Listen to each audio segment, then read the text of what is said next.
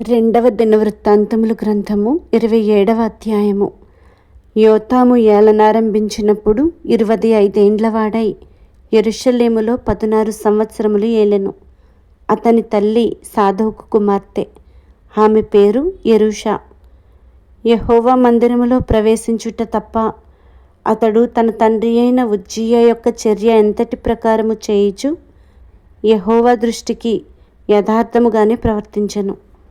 అతని కాలములో జనులు మరింత దుర్మార్గముగా ప్రవర్తించుచుండిరి.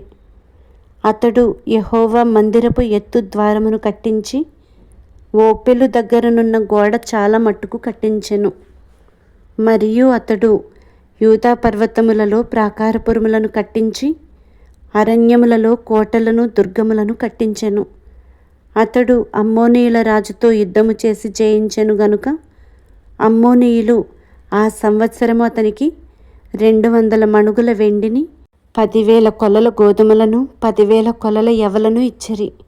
ఈ ప్రకారముగా అమ్మోనీయులు మరు సంవత్సరమును 3వ సంవత్సరమును అతనికి చెల్లించిరి.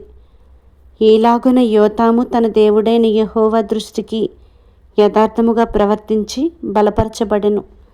యోతాము చేసిన ఇతర కార్యములను గూర్చియు అతడు చేసిన యుద్ధములన్నిటిని గూర్చియు అతని చర్యను గూర్చియు ఇశ్రాయేలు యూదారాజుల గ్రంథమందు వ్రాయబడి ఉన్నది.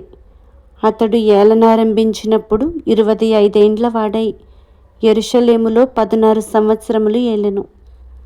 యోతాము తన పితరులతో కూడా నిద్రించెను. అతడు దావీదు పట్టణమందు పాతిపెట్టబడెను. అతని కుమారుడైన ఆహాజు అతనికి బదులుగా రాజాయెను.